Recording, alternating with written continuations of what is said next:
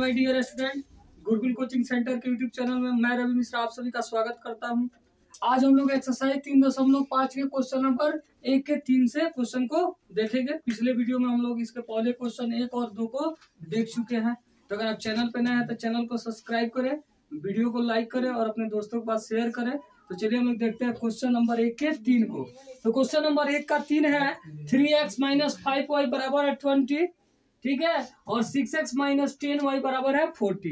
तो हम जानते हैं कि क्या होता है, दो चर वाले रैखिक समीकरण का व्यापक रूप होता है ax + by + c बराबर होता है 0, यानी बराबर में 0 होगा। बाकी सबको क्या करेंगे, एक साइड करना होगा। बराबर में हमेशा क्या रहना चाहिए, 0 रहना चाहिए। और यहाँ पे क्या है, बराबर में 20 है, तो 20 को हम इस साइड में ले लेंगे। तो क्या हो जाएगा 3x - 5y अब प्लस 20 इधर आएगा तो क्या हो जाएगा -20 बराबर 0।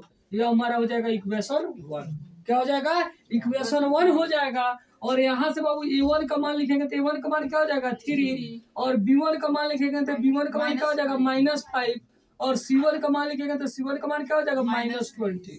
ठीक है, फिर इसको भी वही करेंगे बाबू। 6x है, 6x - 10y, इसके पहले कोई साइन नहीं है तो प्लस इधर आएगा तो क्या हो जाएगा -40 बराबर क्या हो जाएगा 0, और ये हो जाएगा इक्वेशन 2।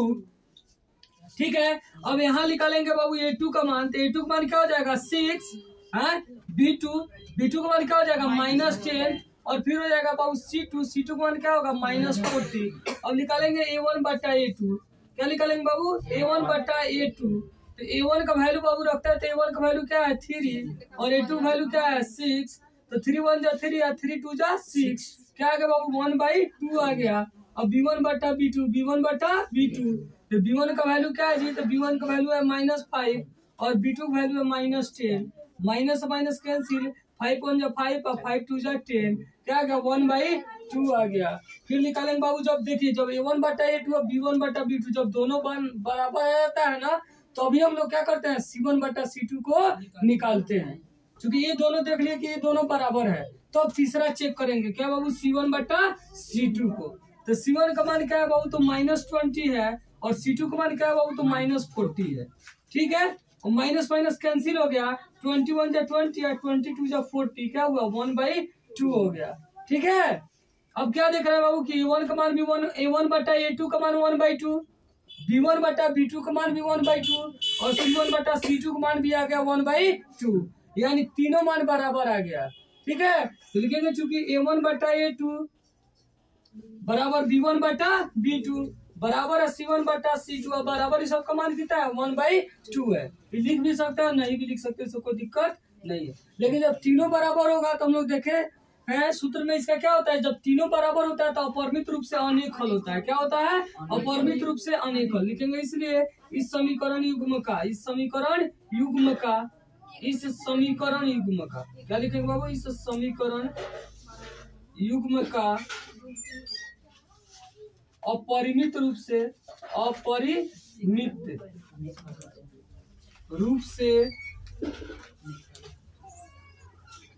अनेक हल होगा। ठीक है, और जब अनेक हल होगा तो आपको ज्ञात नहीं करना है। इस चैप्टर में बोला गया है कि जब क्या हो जाए अद्वितीय हल आए तभी आपको क्या करना है, हल ज्ञात करना है। तो यह हमारा 1 का 3 क्वेश्चन हो गया। अब देखिए क्वेश्चन नंबर 1 का 4। तो 1 का 4 क्वेश्चन क्या है बाबू, तो 1 का 4 क्वेश्चन है x - 3y -7 बराबर है 0। क्या है बाबू, x - 3y -7 बराबर है 0, और ये हमारे क्या हो जाएगा समीकरण 1 हो जाएगा। तो यहाँ पे बाबू a1 का मान इसका पहले कुछ नहीं है तो क्या है जी 1 है, b1 का मान क्या हो जाएगा जी तो -3, क्योंकि अभी देखे थे कि इसका व्यापक रूप क्या होता है ax + by + c बराबर 0 होता है, यानी व्यापक रूप में सब प्लस में होता है। यानी अगर कहीं माइनस है यानी उसके गुणांक के साथ वह चिन्ह है। ठीक है, तो इसलिए यहाँ पे b का मान क्या लिखाएगा -3। ठीक है, और c1 का मान क्या हो जाएगा, तो c1 का मान -7। वैसा ही प्लस पे c होता है, अगर माइनस है तो यानी उसका मान है। तो c1 का मान क्या हो गया बाबू -7 हो गया, -7। ठीक है, अच्छा दूसरा इक्वेशन है 3x - 3y -15 बराबर है 0। यह हमारा इक्वेशन 2 है। 3x माइनस 3y माइनस 15 बराबर है 0 और यह हमारा इक्वेशन 2 है। तो फिर यहाँ से निकालेंगे बाबू a2 का मान, तो a2 का मान क्या होगा 3 है, b2 का मान कितना होगा -3 और c2 का मान, तो c2 का मान क्या होगा -15।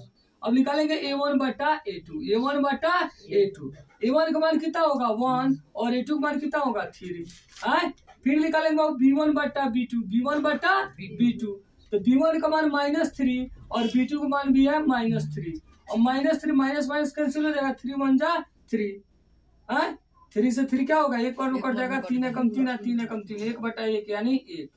तो यह आया 1, आया 1 बटा 3, तो बराबर है जी है नहीं है, तो लिखेंगे चूंकि a1 बटा a2 बराबर नहीं है b1 बटा b2। तो जब ये बराबर नहीं है तो इसलिए क्या होगा, इस समीकरण युग्म का अद्वितीय हल होगा। क्या होगा बाबू, अद्वितीय हल। क्या होगा, अद्वितीय हल होगा। और जब अद्वितीय हल होगा तभी आपको क्या करना है, फॉर्मूला के द्वारा ज्ञात करना है मान। और फॉर्मूला क्या है, तो x बराबर क्या है b1c2 माइनस b2c1 बटा a1b2 माइनस a2b1। ठीक है, तो यहाँ पे अब लिखेंगे बाबू b1 का मान रखेंगे, तो b1 का मान क्या है बाबू, तो -3 है। क्या है, -3 है। c2 का मान कितना बाबू -15 है। ठीक है, माइनस b2 का मान क्या है बाबू, तो b2 का मान क्या है -3 है। ये माइनस फॉर्मूला का, और b2 का मान भी क्या है जी -3 है। और इंटू c1 का मान क्या है बाबू, तो c1 का मान कितना है -7 है। ठीक है, बाई क्या है a1b2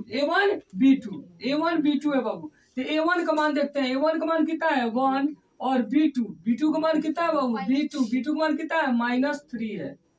फिर यहाँ माइनस है तो माइनस हो जाएगा। फिर क्या बाबू a2, तो a2 का मान क्या है 3 और b1 का मान कितना है, b1 का मान है -3। ठीक है, कोई दिक्कत। अब यहाँ माइनस माइनस गुना क्या हो जाएगा प्लस है, और 15 ये कितना हो जाएगा 45। तो हम लोग प्लस तो पहले लिखते नहीं है बाबू, तो क्या हो जाएगा 45 है। और यहाँ माइनस माइनस क्या हो गया प्लस, और फिर प्लस माइनस क्या हो जाएगा माइनस, 3 माइनस है तो ये माइनस माइनस गुना होकर प्लस हो गया, माइनस गुने माइनस क्या हुआ प्लस, और फिर प्लस गुने माइनस क्या हो जाएगा, तो फिर हो जाएगा माइनस, और 7 तिरका 21। अब यहाँ पे बाबू आते हैं, और माइनस, और यहाँ पे पूछ रहे थे क्या है प्लस, तो प्लस माइनस माइनस है, 3 एकम 3 और यहाँ माइनस माइनस प्लस, 3 तिरका 9। अब यहाँ पे देखते हैं बाबू ऊपर क्या है 45 माइनस 21, तो 45 में से 21 आएगा तो कितना हो जाएगा 24। और नीचे देखते हैं बाबू -3 और प्लस 9, तो 9 बड़ा है और 9 का प्लस साइन है तो क्या होगा प्लस, और 9 में से 3 निकल जाएगा तो क्या हो जाएगा 6। अब 6 से कट जाएगा 6 चौका 24 यानी 4 हो गया, लिख लिए। इसलिए x का मान कितना आ गया 4, x का मान कितना आ गया 4। अब y वाला फॉर्मूला लिख लेंगे, y बराबर क्या है c1a2 माइनस c2a1 बटा a1b2 माइनस a2b1। ठीक है, ठीक है बाबू, ये y का फॉर्मूला है, इसमें आपको फॉर्मूला याद रखना होगा। ठीक है, और फॉर्मूला याद रखने के लिए एकदम सिंपल तरीका आप लोग क्या बताए थे कि b1 होगा तो c2 होगा, और b1 है तो अगले बार में क्या हो जाएगा b2 हो जाएगा, और c2 है तो c क्या हो जाएगा 1 हो जाएगा। नीचे यहाँ a1 है तो b2 होगा, और a1 था तो क्या हो जाएगा a2 हो जाएगा, और b2 था तो b क्या हो जाएगा 1 हो जाएगा, माइनस रहेगा। ठीक है, वैसा ही यहाँ पे c1 हुआ तो a2 होगा। अब यहाँ b और c ले लिया गया है, तो अब इस वाले फॉर्मूला में ऊपर b नहीं होगा, अब क्या होगा a और c होगा। ठीक है, c दोनों में रहेगा, लेकिन x वाले में b रहेगा और y वाले में a रहेगा, लेकिन c रहेगा दोनों में। ठीक है, तो c1 है तो a2 है, तो c1 है तो घटेगा क्या c2, और a2 है तो ये क्या हो जाएगा 1, और नीचे वही होगा a1b2 माइनस a2b1। अब फॉर्मूला रख देंगे बाबू, मान को रखेंगे, क्या मान है बाबू, तो c1 का मान कितना है बाबू -7 है, और a2 का मान कितना है 3 है, माइनस c2 का मान कितना है -15 है, कितना है -15 है, गुने A1 का मान कितना है बाबू 1 है, क्या है 1 है, और बराबर सॉरी बटा A1 B2 तो वही है बाबू जो यहाँ था, तो सेम आप यही मान लिख लीजिए, चाहे मन करो फिर दोबारा रख लीजिए, ठीक है। लेकिन दोनों में x और y में नीचे वाला सेम होता है, तो यही हम लिख ले रहे हैं सीधे कि 1 गुना -3 1 गुना -3 और -3 गुना -3, ठीक है। कोई दिक्कत यहाँ तक, किसी कोई प्रॉब्लम नहीं। चलिए आगे, यहाँ माइनस है बाबू, यहाँ प्लस है, तो प्लस माइनस क्या हो गया माइनस, और 3 से 7 मल्टीप्लाई हुआ तो क्या हो गया 3 7 जा 21, यानी 7 3 का 21।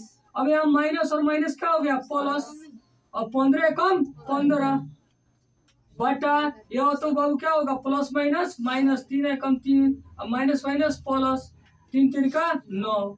अब यहाँ बाबू 21 बड़ा है, साइन को हम नहीं बात कर रहे, बिना साइन का बात करते हैं। 21 और 15 में कौन बड़ा है 21। अब 21 पहले कौन साइन है माइनस, तो रिजल्ट में क्या आएगा माइनस।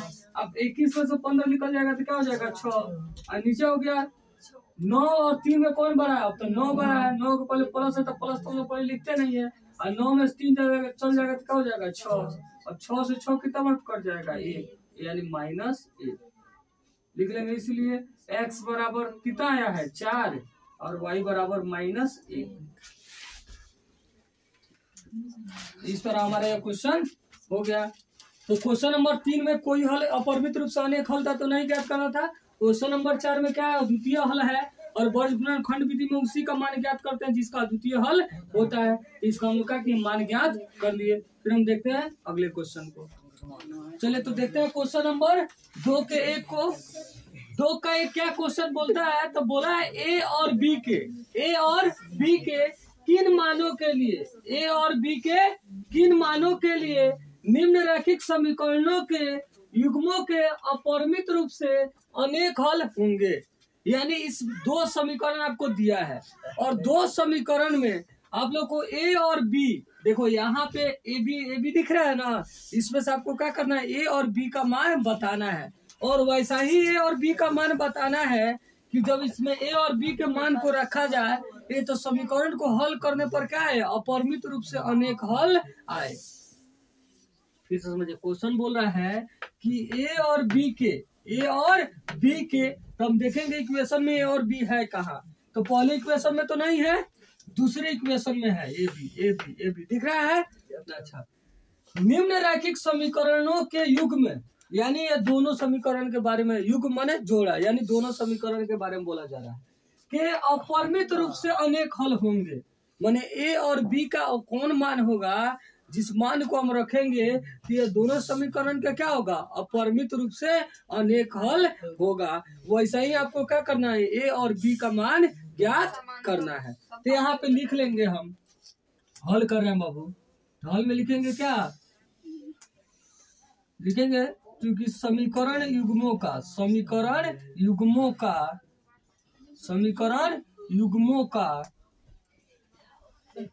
अपरिमित रूप से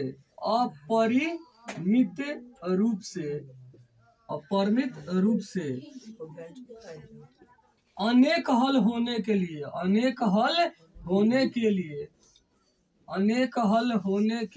लिए तो अपरिमित रूप से अनेक हल होने के लिए बाबू कौन सा शर्त पूरा करना चाहिए कि A1 बटा A2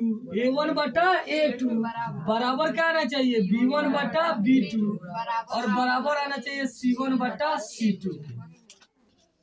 अपरिमित रूप से अनेक हल होने के लिए क्या होना चाहिए कि A1 बटा A2 बराबर क्या हो B1 बटा B2 और बराबर होना चाहिए C1 बटा C2।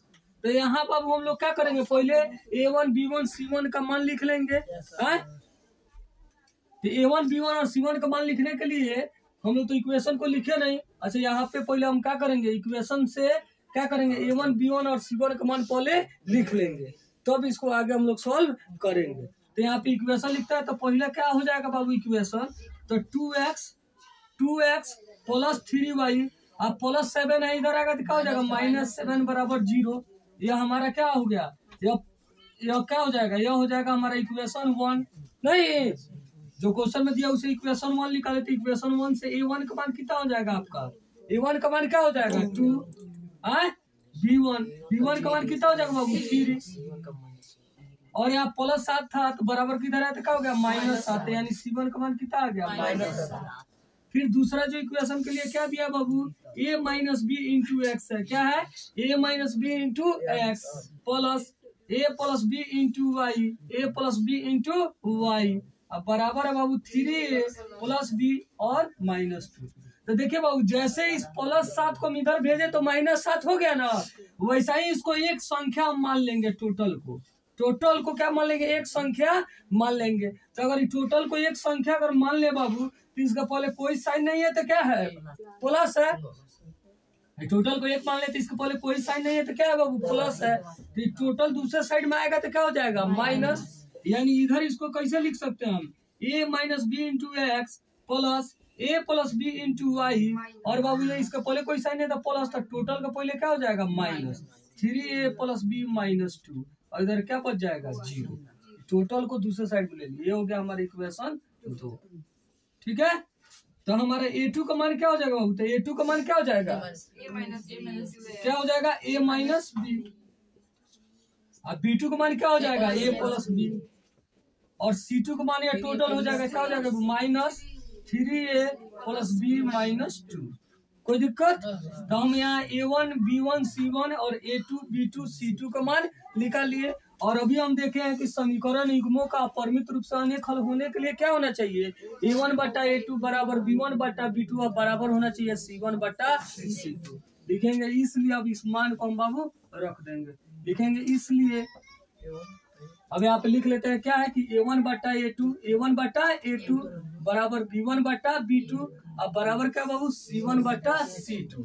अब मान को हम लोग रख लेंगे, क्योंकि हम लिखे हैं क्वेश्चन के अनुसार, क्वेश्चन में बोला है कि a और b के किन मानों के लिए निम्न रैखिक समीकरण के अपरिमित रूप से अनेक हल होंगे। कौन बाबू, अपरिमित रूप से अनेक हल, तो वही लिखा है कि समीकरण युग्मों का अपरिमित रूप से अनेक हल होने के लिए कौन सा शर्त पूरा करना चाहिए जी, कि ऐसा मान हमें निकालना चाहिए कि a1 बटा a2 बराबर b1 बटा b2 और बराबर क्या जाए c1 बटा c2।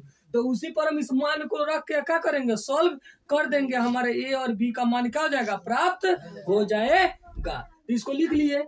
अब यहाँ क्या किए, दोनों समीकरण से a1 b1 c1 और इसे a2 b2 और c2 का मान प्राप्त कर लिए। अब इस मान को यहाँ पे जो शर्त पूरा करना है उस पर हम लोग रख देंगे ना जी। तो क्या है, अब देखिए a1 बटा a2, तो a1 का मान क्या है, a1 का मान क्या है, क्या है a1 का मान क्या है 2, 2 पर क्या हो जाएगा बाबू 2, और नीचे हो जाएगा बाबू a2 का मान क्या है a माइनस बी, क्या है a माइनस बी है, बराबर b1 का मान क्या है बाबू 3, और b2 का मान नीचे क्या है जी, तो b2 का मान क्या है a प्लस बी, क्या है a प्लस बी है, अब बराबर c1 बटा c2, c1 का मान क्या है बाबू -7 और c2 का मान क्या है बाबू, तो -3a प्लस बी और क्या है -2। यह तीनों बराबर है, तीनों बराबर होने का मतलब यह पहला जो है दूसरा के भी बराबर है, अब पहला जो है वो तीसरा के भी बराबर। उसी तरह दूसरा को देखें तो दूसरा पहला के भी बराबर है और दूसरा तीसरा के भी बराबर। उसी तरह अगर तीसरा कंपेयर करते तो तीसरा दूसरा के भी बराबर और तीसरा पहला के भी बराबर है। तीनों बराबर का मतलब यही होता है कि तीनों एक दूसरे के क्या है, बराबर है। तो किसी दो को बारी बारी हम बराबर करके हल करेंगे। मान लीजिए पहले ये दोनों को बराबर ले लेंगे, बाद में ये दोनों को बराबर ले लेंगे। नहीं, अब यहाँ पे देखेंगे बाबू तो ये माइनस से माइनस क्या हो जाएगा, कट जाएगा कि नहीं कटेगा, कट जाएगा। अब पहले ये दोनों को बराबर लेते हैं बाबू, 2 बटा a माइनस बी और बराबर क्या बाबू 3 बटा a प्लस बी। ये दोनों को एक साथ ले लिए, पहले ये दोनों को बराबर, फिर ये दोनों को बराबर कर लिए, दूसरा और तीसरा को 3 बटा, अब पहला तीसरा को भी हम लोग कर सकते हैं। अभी बताइए कि तीनों बराबर है, किसी के बराबर किसी को लिख सकते हैं। यहाँ पे पहला के बराबर तीसरा भी लिख सकते थे जो हम लोग दूसरा लिखे, ठीक है। तो इसमें कोई कंफ्यूजन नहीं है, आप चाहे तो पहला बराबर तीसरा भी लिख के बना सकते हैं, पहला बराबर दूसरा भी लिख के बना सकते हैं। तो हम ले लिए पहला और दूसरा एक साथ, और फिर दूसरा और तीसरा एक साथ। अब कहिएगा सर आप 2 बार क्यों ले रहे हैं, क्योंकि हमें यहाँ 2 चौरासी का मान ज्ञात करना है, एक ए का और एक बी का। तो जितने चौरासी ज्ञात करना होता है उतना कम से कम आपको समीकरण मालूम होना चाहिए, तभी हम उतना चर राशि के मान को क्या करेंगे, ज्ञात कर पाएंगे। इसलिए यहाँ पे 2 बार इक्वल करके 2 समीकरण हम प्राप्त करेंगे और फिर उस दोनों समीकरण को सॉल्व करके हम क्या करेंगे, अपना ए और बी का मान ज्ञात करेंगे। ठीक है, इसलिए एक बार पहला दूसरा के बराबर ले लिए, आप चाहे तो पहला तीसरा के बराबर लीजिए, चाहे दूसरा तीसरा के बराबर लीजिए, उसमें कोई दिक्कत नहीं है। तो हम दूसरा तीसरा ले लिए, पास का है तो 3 अब बाई ए प्लस बी, इधर कितना हो गया 7/3a प्लस बी और -2, कोई दिक्कत। अब क्या करेंगे बाबू, जब दोनों बराबर है तो 3 गुना होगा, इससे इसमें गुना होगा और इससे इसमें गुना होगा, होगा ना जी। तो मान लीजिए हम 3 से गुना कर दिए, किसमें 3 से गुना किसमें हो गया, a माइनस बी में, 3 से a माइनस बी में, और यहाँ 2 से किसमें गुना हुआ, a प्लस बी में। 3 गुना तिरछा तिरछी, 3 गुना इसको बोलते हैं बाबू, इससे इसमें और इससे इसमें। अब गुना होगा, जो गुना में लिखेंगे यानी बारी बारी दोनों में गुना होगा। जैसे अब 3 से गुना करेंगे बाबू तो 3 से a में भी गुना होगा, तो क्या हो गया 3, फिर यहाँ माइनस है तो माइनस, फिर 3 से किसमें गुना होगा, b में भी गुना होगा, तो क्या होगा 3b। ठीक है, बराबर। और फिर यहाँ 2 से बाबू a में गुना होगा तो क्या हो जाएगा 2a, फिर यहाँ प्लस है तो प्लस होगा, फिर 2 से b में गुना होगा तो क्या हो गया 2b, होगा ना जी कि नहीं होगा। अब a b को एक साइड पे कर ले रहे हैं बाबू हम, तो 3a अब प्लस 2b प्लस 2a इधर आएगा तो क्या हो जाएगा -2 होगा।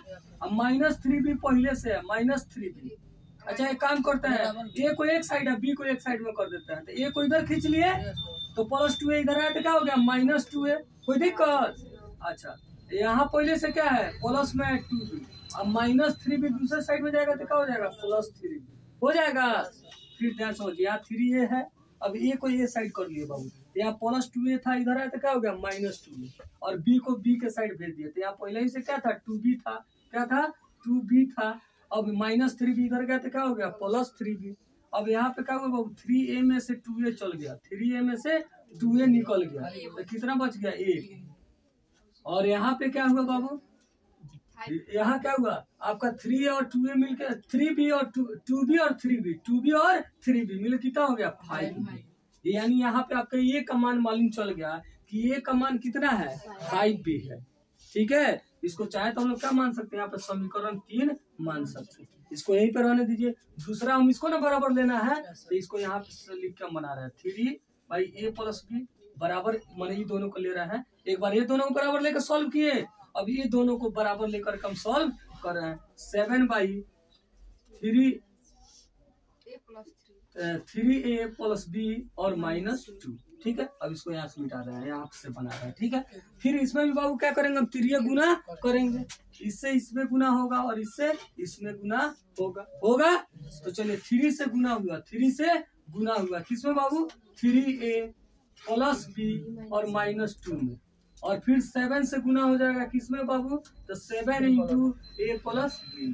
कोई दिक्कत सर, इस 3 गुना किसी से किसी में किया जा सकता है, तिरछा तिरछी गुना होता है, मैंने ऊपर वाले से नीचे चाहे नीचे वाले से ऊपर, तो गुना किसी से किसी में कीजिए, गुना ना करना है, तिरछा करना है, माने सामने सामने नहीं करना है। ऊपर है तो नीचे वाले में, नीचे से इसके ऊपर वाले में, इसको बोल देते हैं। जैसे यहाँ भी क्या किए, इसके नीचे से इसमें ऊपर वाले में, फिर इसके नीचे से इसके ऊपर वाले में, मैंने गुना में। अब जैसे देखिए, आप 2 × 3 लिखिए तब भी 6 आएगा, और 3 × 2 लिखिएगा तब भी 6 आएगा। तो यहाँ पे आप 3 गुने इसको लिखिए, चाहे इतना गुने 3 लिखिए, गुना करने पे तो उतना ही आएगा। फिर इसको 7 गुना इतना लिखिए, चाहे इतना गुना 7 लिखिए, गुना करने पे तो उतना ही आएगा। नहीं तो गुना कर रहे हैं बाबू, तो 3 से मैंने 3 गुना हुआ, तो 3 से इसमें गुना होगा बारी बारी अब तीनों में, तो 3 तिरका कितना हो जाएगा, 3 तिरका कितना होगा 9 और 1, यानी 3 3 9 है। अब प्लस है, यहाँ भी कुछ नहीं तो प्लस है तो प्लस हो गया, और 3 से b में फिर गुना होगा तो क्या हो जाएगा 3b। फिर यहाँ माइनस, और इसको पहले कुछ नहीं तो प्लस है तो प्लस माइनस माइनस, और फिर 3 से 2 में होगा तो 3 2 जा 6। ठीक है, अब वैसा ही बाबू क्या होगा, वैसा ही अब क्या होगा 7 से भी गुना किया जाएगा। 7 से गुना होगा a में तो 7 है, अब प्लस 7 से b में गुना होगा तो क्या हो जाएगा 7b। क्या हुआ 7 से a में गुना हुआ तो 7 है, और 7 से b में गुना हुआ तो 7b। और फिर यहाँ पे बाबू हम चाहे तो सबको एक साइड कर सकते हैं, तो कर लीजिए। यहाँ पे 6 है बाबू, बी नहीं है, क्या है 6 है। अब यहाँ पे 9a, अब प्लस 7a इधर आएगा तो क्या हो जाएगा -7a, -7a। अच्छा, प्लस 3b यहाँ पे है पहले से, और प्लस 7b इधर आएगा तो क्या हो जाएगा -7b। अब यहाँ पे कोई सर आप यहाँ पे ए बी को एक साइड में ही क्यों ला रहे हैं, उधर तो बराबर को उस साइड में लिखे थे, यहाँ पे एक साइड में क्यों ला रहे हैं, क्योंकि अब यहाँ पे हमको क्या करना है, इस मान को पुट करना है। इस ए के जो मान को निकाले हैं उस मान को भी यहाँ पे क्या करेंगे, ए के जगह पे बी वाले मान को रख देंगे तो दोनों बी फिर हो जाएगा, और ऐसा हमको क्या होगा, बी का मान प्राप्त हो जाएगा। इसीलिए इसको एक साइड में कर दिए। तो 9a है और 7a के पहले कोई साइन नहीं था तो प्लस था, तो इधर आया तो क्या हो गया माइनस, और पहले से यहाँ पे क्या है 3b है, और 7b के पहले कोई यहाँ पे कौन साइन है, प्लस है, तो दूसरे साइड में आया तो क्या हो गया माइनस, और बिना ए बी वाले को उस साइड में भेज देंगे। जैसे 6 है उसमें ना ए है और ना ही बी है, तो बराबर के दूसरा साइड में भेज दीजिए, बराबर हो गया यह 6।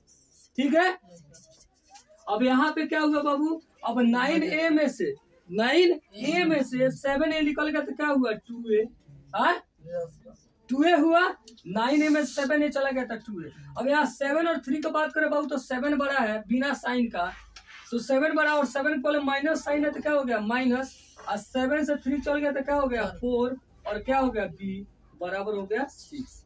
अब यहाँ से देखते हैं,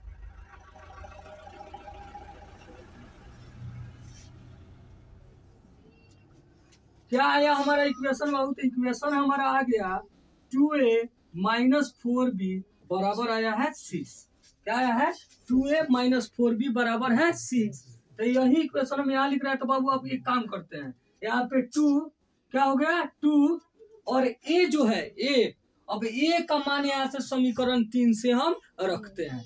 क्या था समीकरण 2a था, क्या है 2a, तो 2 तो वैसा ही रहा, और a का मान हम रख रहे हैं, a का मान चाहे यहाँ लिख सकते हैं क्या कि समीकरण 3 का मान, मान लो इसको 4 मान लेते हैं हम, क्या मान लेते हैं 4, इसको क्या मान लेते हैं समीकरण 4, और यहाँ पे तो अब लिख के बनाते हैं, ये हो गया समीकरण 3 और ये हो गया हमारा समीकरण 4।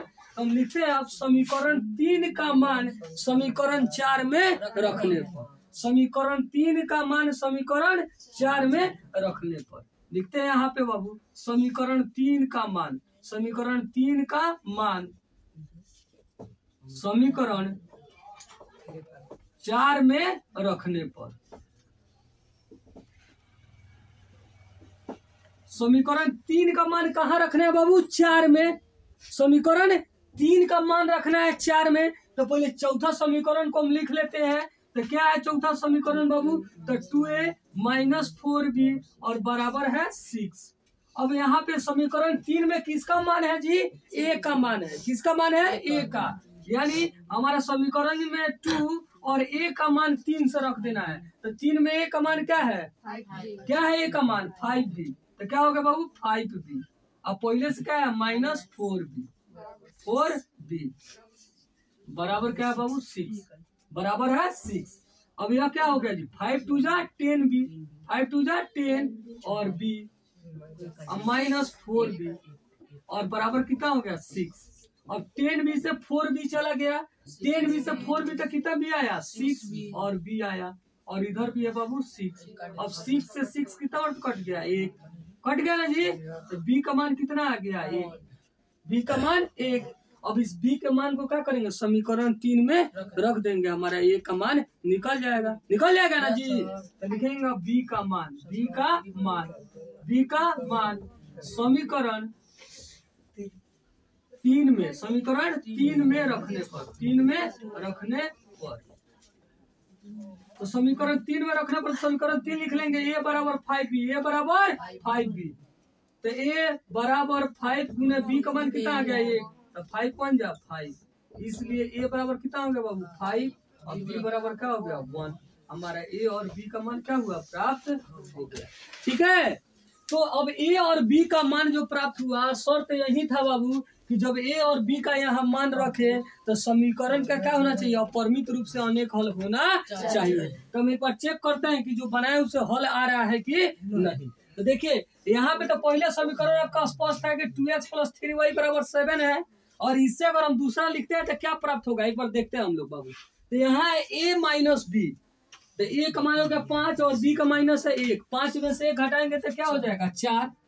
5 में से 1 घटाएंगे तो क्या हो जाएगा 4 और x प्लस यहाँ पे आता है क्या है a प्लस b है, a प्लस b यानी 5 और 1, तो 5 1 जोड़ेंगे तो कितना आ जाएगा 6 और y और बराबर इधर देखिए 3a, तो 3 और a का मान कितना है 5, तो 3a तो 3 गुने 5 अब प्लस b, तो b का मान कितना है 1, b का मान कितना है 1 अब माइनस 2, अब कितना हुआ 5 तिया 15 और प्लस 1 अब माइनस 2, तो 15 1 16 और 16 माइनस 2 कितना आ गया 14, यानी बराबर यहाँ पे कितना आ गया 14 आया ना। इसको सॉल्व किए तो कितना आ गया 14।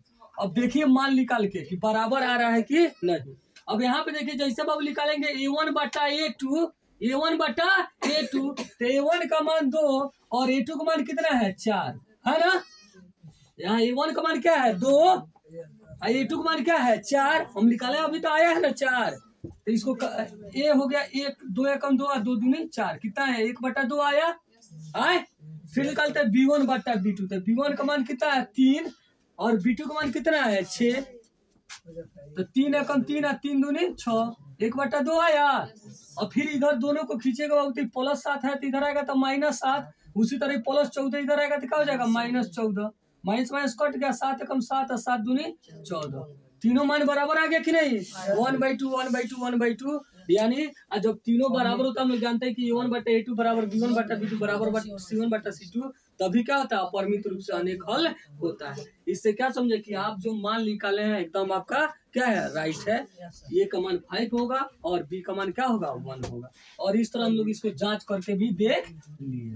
ठीक है, तो ऐसे ही वीडियो को देखने के लिए अगर आप चैनल पे नए हैं तो चैनल को सब्सक्राइब करें, वीडियो को लाइक करें और अपने दोस्तों के पास शेयर करें। हम नेक्स्ट क्वेश्चन को अगले क्लास में लेकर के आएंगे। अगर आप पीछे के वीडियो को नहीं देखे हैं तो हमारे प्ले लिस्ट में जाए और सारी वीडियो को देखें। वीडियो को अंत तक देखने के लिए बहुत बहुत धन्यवाद।